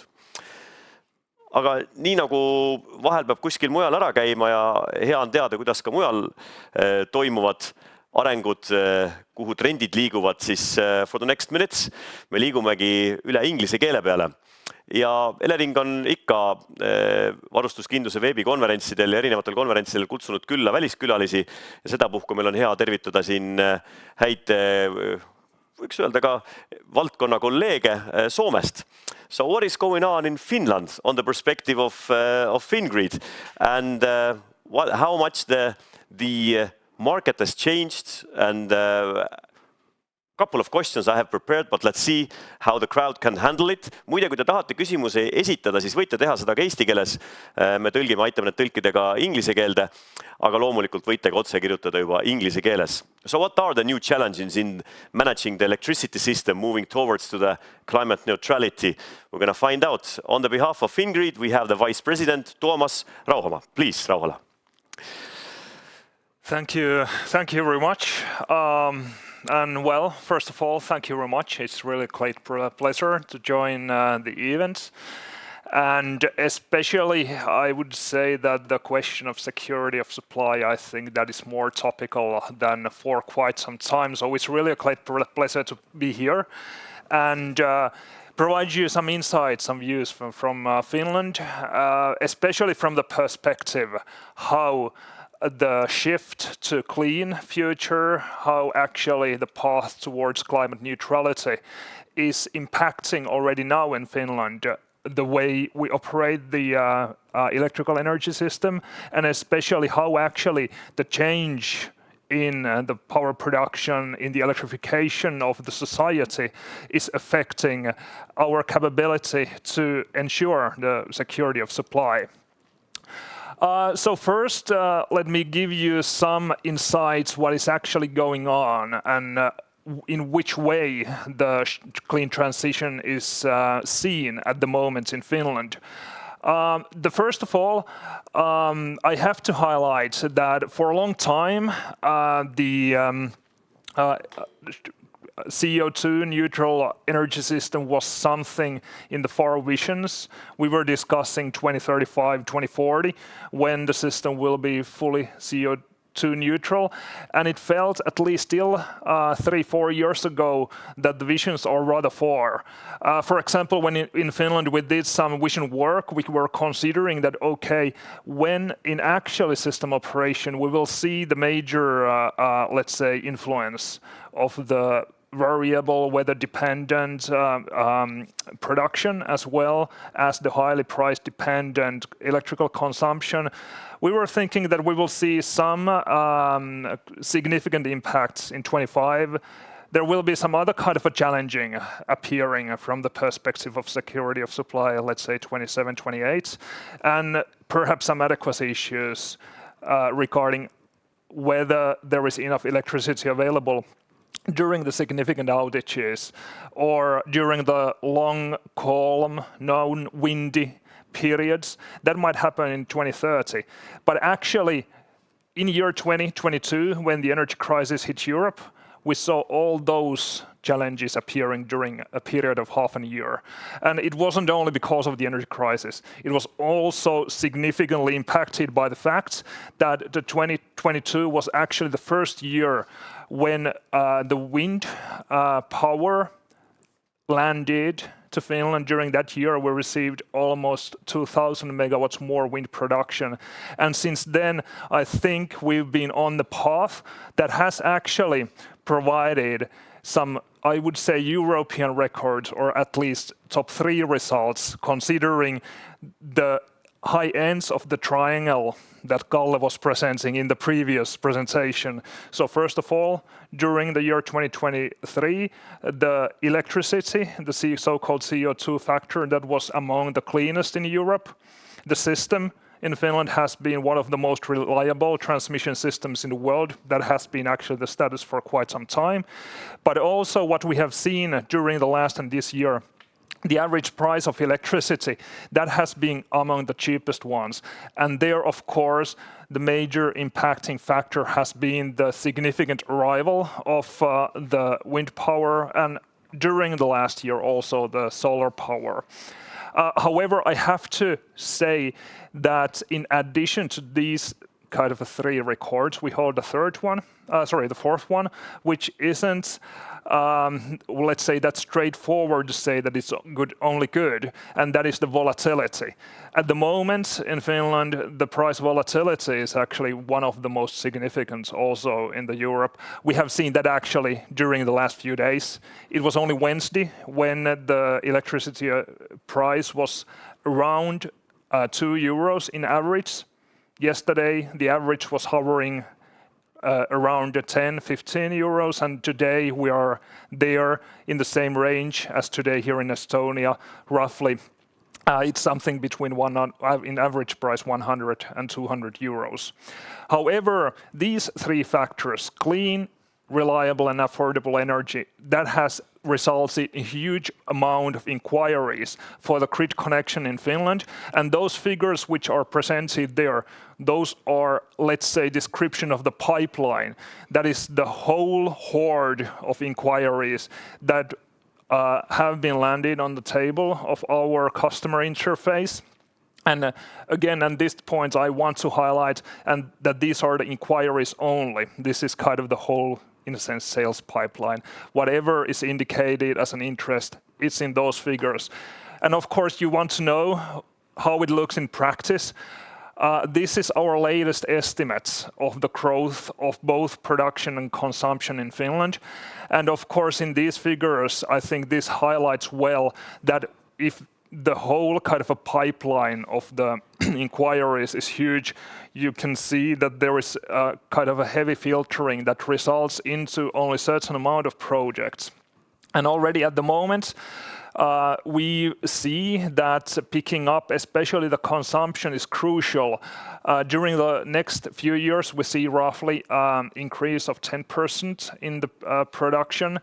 And that is well aligned what we've seen or predicting during the recent few years. And I think this is the kind of the first wave of the electrification and the new investments. It was only 1 year ago we felt that in this first wave during 25-27 there will be already the first kind of electrified industry investments. That, as well as the hydrogen projects, they seem to go a bit further away in the future. But instead, what we've seen already this year has been the significant growth of electrification of the heating, especially the residential heating in the cities and towns, but also the shift from creating the process heats in the pulp industry. Instead of doing that using the fossil fuels, that has really shifted into electrical kettles. And it's roughly 2.5 gigawatts of this electrified heating capacity, which is landing or has been landed into Finland during the last year and will land during the coming year. And of course, the data centers, that is what we are also seeing coming in, and it's crucial to get the new consumption relying on pure electricity, so that also the second wave of the production investment will be heading. What I understood from the previous discussion, there was a question regarding the negative prices. During the last and this year, there has been significant increase of negative prices, hourly prices in Finland, and that is kind of an indication that in order to kind of launch and release the next stage of the consumption investment, the generation investments, we need also the consumption investments to realize. And now the first wave again is coming through the electrification of the heating. So really at this moment, coming from the control center, from the real-time operations, what we are seeing that the green transition is significantly increasing the volatility. It's not only the wind and solar, but we also see, especially in formats of the electrification of the heating, as well as the residential behavior, in some extent also the electrification of the traffic, that the price-dependent demand is increasing the volatility. And obviously, as I told, the electrification is picking up. The pace is not the same as on the direction of the volatility, but it's following. What is good? of course, is that the flexibility we need to do the balancing to ensure the security of supply, that is also increasing. But unfortunately, there is also a trend which I would say kind of decreases the pace of the increase of flexibility. And this is, of course, because of the fact that along with the new electrified heating, there is a certain amount of traditional fossil power fuel generation fading away from the market. And I think this is one of the crucial factors, how to ensure that the newcomers, the new generation, the new electrification consumption will contribute to this question of flexibility, which is crucial considering our capability to ensure the safe and secure supply of electricity, which is the core task of transmission system operators. And this takes me to the main topic of the presentation. I hope this provided you some insight where we are at the moment in Finland and what are the next stages when we are heading towards the CO2 neutral energy system. The most important thing, although of course the media, each and every user of electricity, including me, we are very keen to follow the price of the electricity, discuss it, highlight it. But if we look at the kind of Maslow's need hierarchy, the base need is that we have the electricity available. And of course, to be able to have the secure and reliable electricity available, we need to be able to connect it into a power system. So depending if you are a present user, the customer of the grids, or if you are coming or wanting to connect, it depends which of these come first. However, both, of course, in times like these are extremely important. And one of the things I want to highlight really in times like this, also considering the geopolitical situation which has been referred in the previous presentation, I want to highlight that despite the first thoughts that typically you get when discussing about transmission system operators or the distribution system operators is that having good grid is crucial. To be able to ensure the security of supply, we think that there are nowadays, and actually it has been quite a long time already, 4 key factors. It's not only the electrical power system, regarding which we have to be able to provide the secure, safe operation and continuity of the operation, depending if we are in the normal operation, if there are disturbances, or if there is something really exceptional happening. I think the role of the electricity markets is becoming more and more crucial, because that's the mean and measure how actually the customers are, of course, able to deliver and gain the electricity, but the way they are also contributing to our task to maintain the balance in each and every second. And of course, the cybersecurity, I think that is a very familiar topic to all of us inherently, but considering the fact that most of the systems, the market platforms, the way we operate the power system, and of course how the key stakeholders, whether they are customers or service providers of the producers, consumers, or grid operators, they rely heavily on the ICT. And that's why also the cybersecurity is, of course, one of the 4 main factors. And of course, ultimately, this comes down to the people. We are the ones who actually make this all function. And of course, we need the infrastructure around us.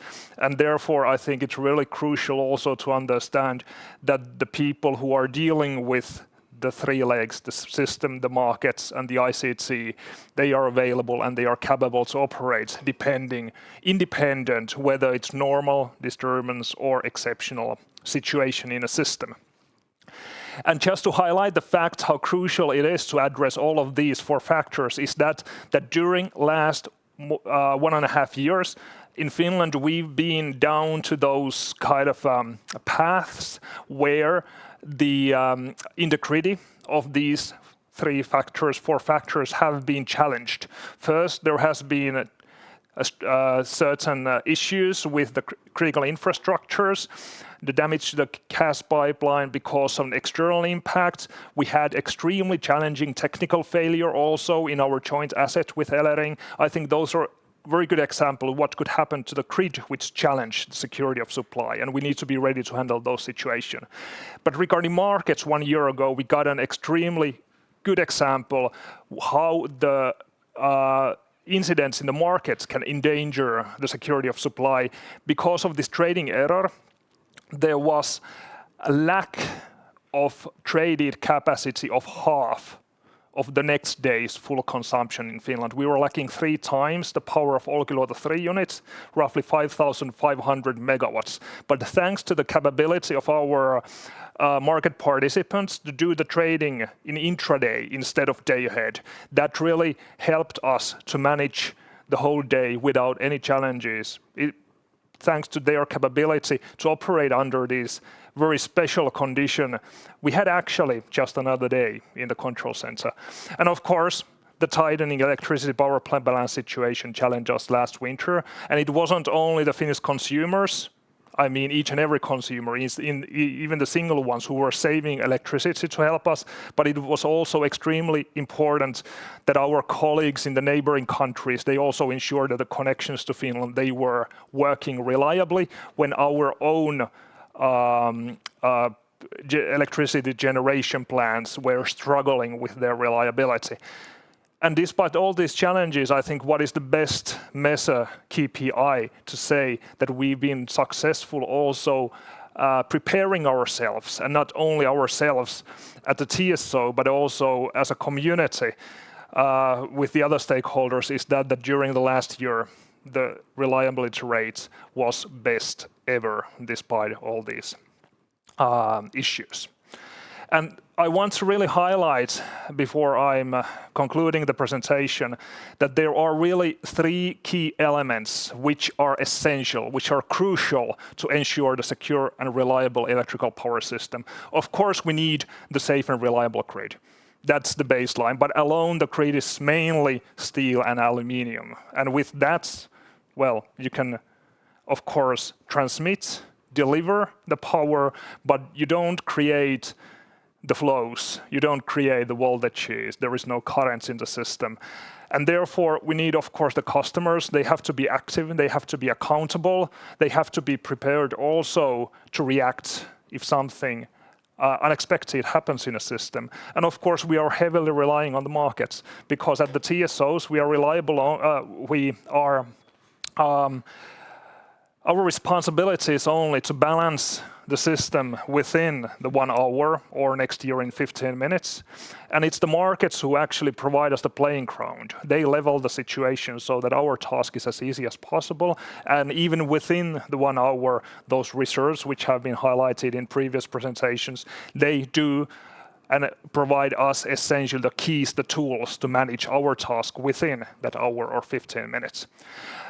Another example which I wanted to highlight here, where it's essential that we have good cooperation with authorities, really good cooperation with the customers, and especially the customers that likes to connect to the system, is that in Finland we have the situation that there are lots of inquiries of production and consumption, as I highlighted earlier. But of course, when connecting those new facilities, the technologies, that is a timeline of few years. Building the grid takes typically from 7 years, even longer than 10 years. And that gap we have to manage somehow to ensure the good pace, the rapid pace of clean transition. And for that we need cooperation, for that we need flexibility from the customers.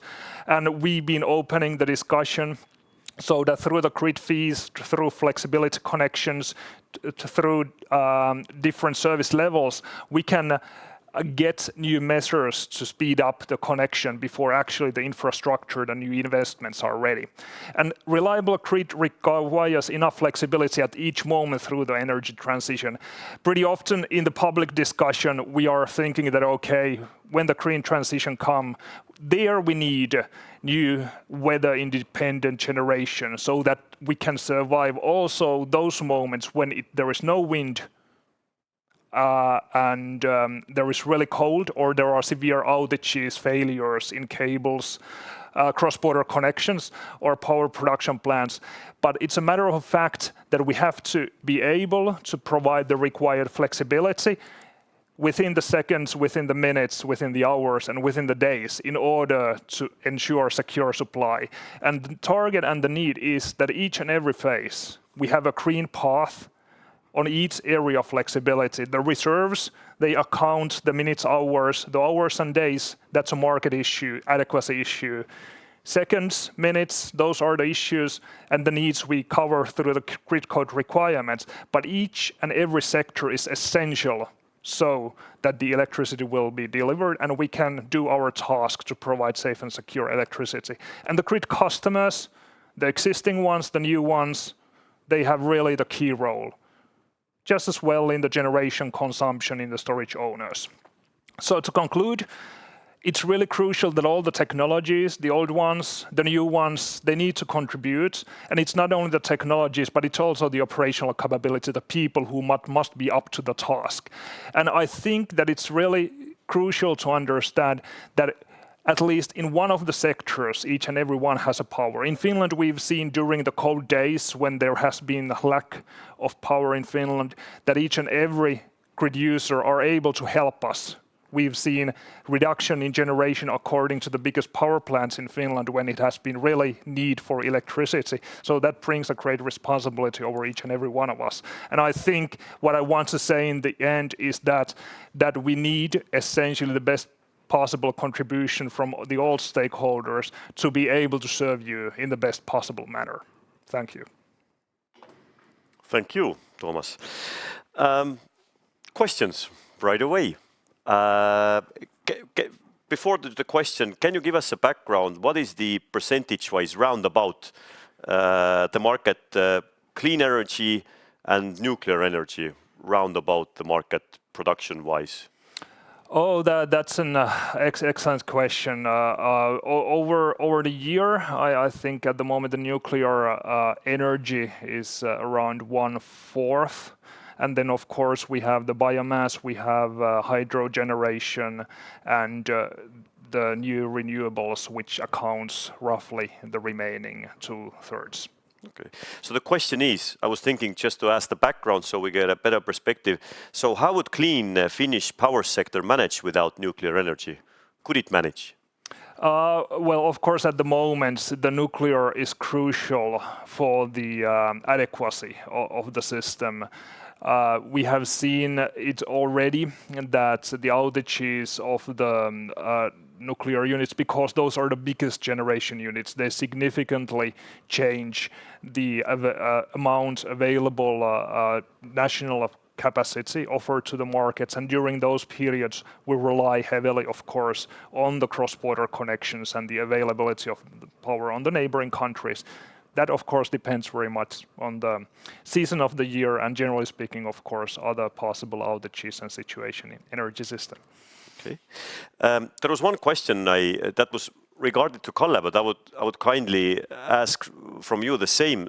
When you do annual reports, do you also, for the market participants, do you also put there the price? The question to Kalle was that I didn't see at first was that why is not price included in the report of the annual report? Do you include the prices or price predictions or ranges in the report? We don't do the price predictions, but when doing the annual report, there is of course discussion how the historical behavior of the price has been, because as I was highlighting from the adequacy perspective and actually from the perspective of generally speaking market behavior at the moment, it's crucial that there is an awareness of the price variations, the price volatility, and how the new consumption can actually benefit from the volatility, because that helps us also, in the task of managing the power system balance and doing our task.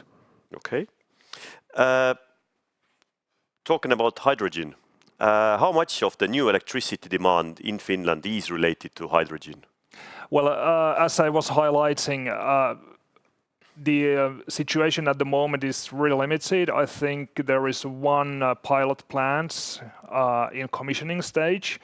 And what we thought last year before this, let's say, economical environment really hit the investments, we thought that we would see more project proceeding faster than they have.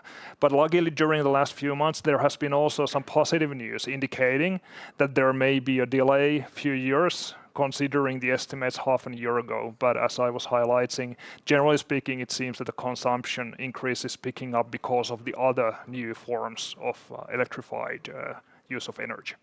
Okay. Also question that Kalle commented it, that was the most popular question, by the way. Elering's perspective, what is Fingrid's perspective, the news from yesterday, Norway's statement that Norway no longer wants to share the cheap energy? Have you heard the news? Obviously we have heard the news, and I would say that those market behavior that we've seen during the recent days affecting southern Norway, southern Sweden, we've been there as well as you here in Estonia during the last few years, where there has been in certain markets and operational situation very high peaks that of course launches lots of discussion, but I think inherently the key parties in the energy business, they have the understanding how important the cross-border connection and the joint market is to ensure that at each moment, I guess from the perspective of our dear Nordic colleagues, Swedes and Norwegians, those dry hydro years, they really also have to have the connection abroad to ensure that under those conditions they have power available in a reasonable price. And talking of connections, what is Fingrid's and your perspective? I know the deadline for Estlink 3 is 2035. We want to get it done as maybe even if it's faster, we would do it faster. But from your behalf, are you as eager as well, or you're like, we take our time? Well, as you may have heard, there are essentially 4 pillars of energy adequacy and flexibility. It's essentially the weather, how it impacts, it's the national generation, the national consumption, and the cross-border connections. And during the last few years, we have seen that the cross-border connections for us, they are really crucial to contribute each of the 4 green lanes. The priority at the moment for us is to finish the new connection to Sweden, which will be commissioned hopefully at the end of next year. What is coming next and which order, I think that is something we do the assessments all the time, because the situation, how not only in Finland, let's say the predictions vary, but also in the neighboring countries, I think that will significantly affect the timing and the order of the next cross-border connections, which we certainly need. Okay. Question. Here, you mentioned possible resource adequacy problems for Finland in the upcoming years from 27 to 30. What could be the solutions and actions for that? Well, at the moment, there is a task force by the Finnish government analyzing the way we could establish a non-fossil fuel support scheme in Finland. Of course, to start with, the baseline is that it should be technology neutral, but I think considering where we are heading towards the clean future. So it has to, the solution, whatever it is, it has to be something which can operate already at the moment, at any time of the year without weather dependency. But also it has to be able to run and operate cleanly. Not only when it's commissioned, hopefully as soon as possible, but most likely 28, 27, depending what kind of a mechanism they are able to put together, but also in the clean future. And I think that starts to limit the capabilities. But I think we, of course, need to take a good look at each forms of assets, not only the generation, but also what the consumption, especially combined with the large storage capacity, could do for that sake. Okay.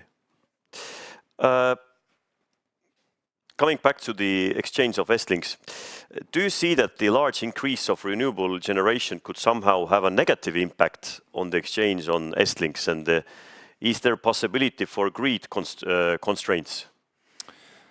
That is actually an excellent question. I think if you go back in time, the cross-border capacity, the cross-border connections, the Estlink, for example, the thinking was that they are needed to facilitate the power transfer for example, from the Norway, Sweden during the extremely good tide years to Sweden and to Finland and then further to Baltics. And of course, when there is a dry in Nordics, then the direction would be different. But the further the integration of the variable renewable energy goes into, and the more we get actually this volatility, the price dependent consumption, the more important also the role of the cross-border connection will be. They will provide flexibility, the reserve products across the borders. So I only see that their importance is actually increasing in future. And whether they could provide some further constraints, well, I think that we have to be able to use their capacity as much as possible, and I hope that there will be no constraints at all, but if there are, they most likely come from the unfortunate technical disturbances and failures. Okay. A quite recent question. Which TSO in the Nordic-Baltic region has the most competitive tariff and connection policy? And do you assess Fingrid's competitiveness in this regard?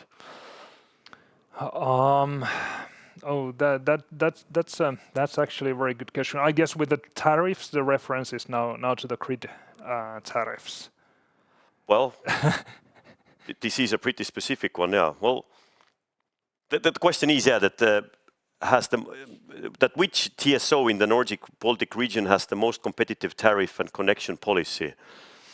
And yeah, do you see from the Fingrid perspective, are you well positioned, or could it be better be done with policies and tariffs, or how do you see that? Well, I would say at the moment we see the tariffs as kind of a contributing factor, and this is why I was actually referring to the ongoing public discussion regarding how we should renew the tariff scheme to perhaps have its geographical weighting so that we could actually ensure that there is incentives to consumption to land where the generation is.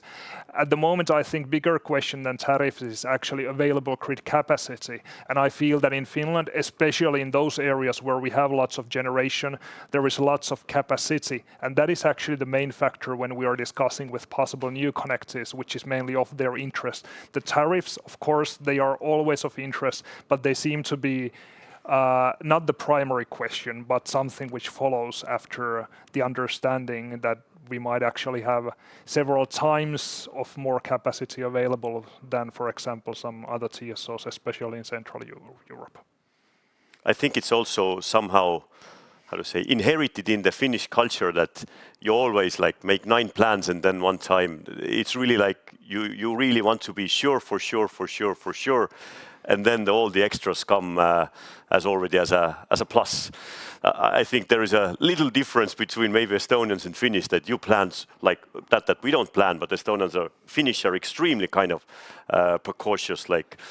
Yeah, but at the moment there are so many uncertainties. I started the presentation saying that we have done those plans and we thought that, okay, this is the order of things they come during the next 10 years, and suddenly they all are here. So of course we need to find the new methods. We need to find the new measures.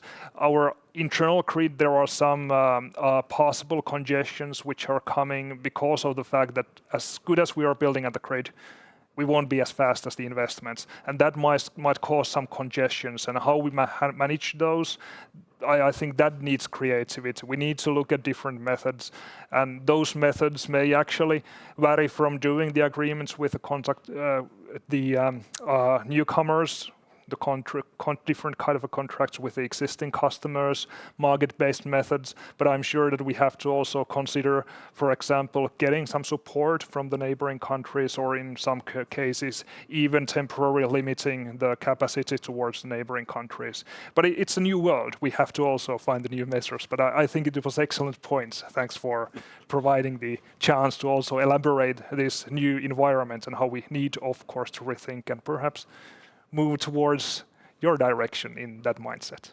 Okay. Well, Tuomas, we kindly thank you for your time, taking the effort, and also introducing and giving us an overview about Finland. Tsemppiä vaan. Pikkujoulut on nyt ohi. Nyt nauttimaan myöskin jouluta muutama viikon päästä. Thank you very much. That's the direction indeed. So towards the Christmas, I guess. Yeah. Thank you. Thank you. Ja siinkohal täname loomulikult Fingridi asepresidenti Toomas Rauhalat ja tema aja eest ja väikese ülevaade ja võib-olla saime ka tunnetuse paremini, mis on toimumas Soome energeetikaturul. Head vaatajad siin Eleringi lehel, kui ka jälgisite meid läbi ERR-i vahenduse, siis ootame teid kõik ka elering.ee lehele, kus tänane veebikonverents on juba paari tunni pärast ka järelvaadatav täies mahus. Kui jäid mõned küsimused vaatamata, külas käis Eesti Vabariigi kliimaminister Yoko Alender, kui ka ülevaate tegi Eleringi juhatuse esimees Kalle Kilk. Ja lisaks sellele on üles laetud ka juba Eleringi kodulehel, kui vaatate vasakul üleval nurgas, kus on ka eelmiste aastate raportid, siis saate tutvuda juba selle aastase varustuskindluse raportiga.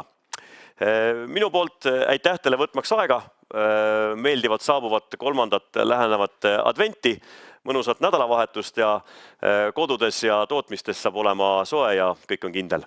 Kohtumisteni!